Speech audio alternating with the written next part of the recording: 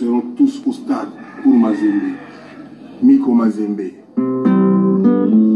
Hey. Jemotinga. Vicky Jenny. On a Namagama Mazembe. Miko Mazembe. Naza Mazembe. Ngape Mazembe. Kongo Mubima. Tutawina. Ah, Ben. Joseph Berthier.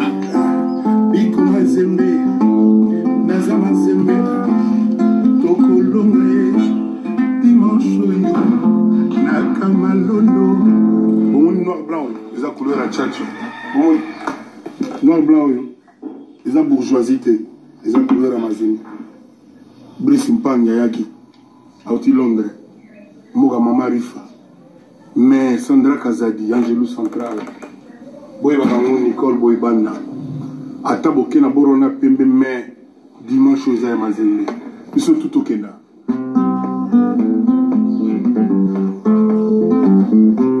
Allez, tout le monde. Miko Mazembe. Koza Mazembe. Kongo Mubimba. Bala Pasi. Bala Mibali. Biso Mazembe. Fali Ipupa.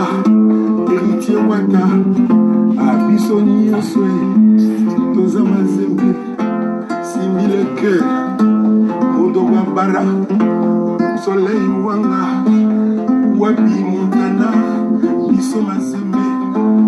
Tutawina ye. Tokolonga. Toza la Yausangana. Toza la bloc dimanche oyo. Dédicace spéciale na Mazembe. Jemotinga.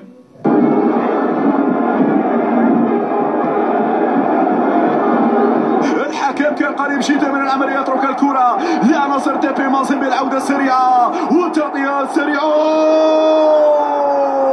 هدف هدف هدف هدف هدف هدف هدف لتيبي مازيمبي. سوء تفاهم في التغطية الدفاعية، سوء تفاهم في التغطية الدفاعية تستغل بهذه الطريقة. فعلا يمكن أن نقول هذه تمنح لفريق تيبي مازيمبي.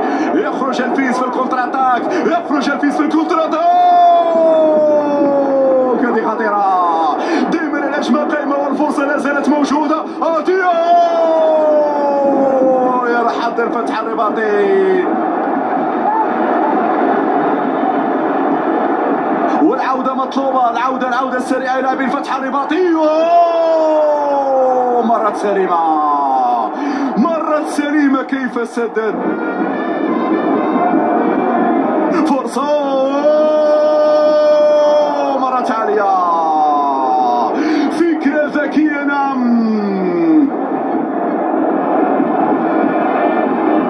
تيبي مازيمبي في المنطقة الدفاعية. فكرة ماذا يفعل؟ نايفو الرياض.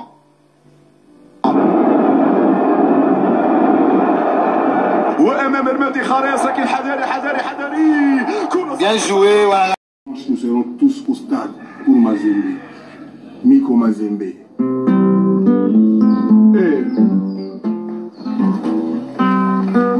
Jemotinga. Vicky Jenny. On a Namagama Mazembe. Miko Mazembe. Naza Mazembe. Ngape Mazembe. Kongo Mubima.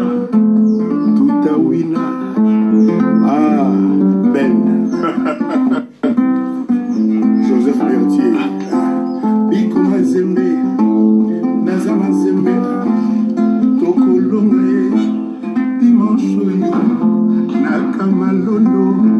Bon, noir blanc. Les a couleur à tchatcho. Bon, noir blanc.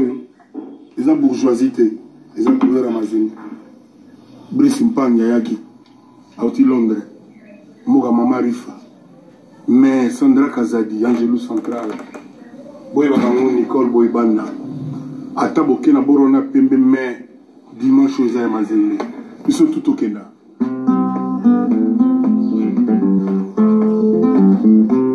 Allez, tout le monde. Miko Mazembe. Koza Mazembe. Kongo Mubimba. Bala Pasi. Bala Mibali. biso Mazembe, Fali Ipupa, héritier Wata, abiso Nyoswe, Toza Mazembe, Simbi le cœur, Modoga Bara, Soleil Wanga, Wapi Montana, biso Mazembe, Tuta Wina, Tokolunga, Toza la Yausangana. La saison dernière, avec Manière, c'est l'occasion à résoudre par le tout-puissant Mazembe Yanglebert, qui accueille ce dimanche en finale à l'aide de la 14e Coupe de la Confédération, les Sud-Africains de Supersport United. L'explication est on ne peut plus décisive pour le Corbeau de Lumbashi, qui doivent assurer de cette manche allée. C'est ainsi que les supporters doivent être mis à contribution pour parvenir à cet objectif ultime, celui de l'emporter. Ayant compris leur rôle pour cet événement du football continental, les Badiangwena, qui ne jurent que par la victoire de leur équipe chérie, sollicitent le soutien de tout le peuple congolais.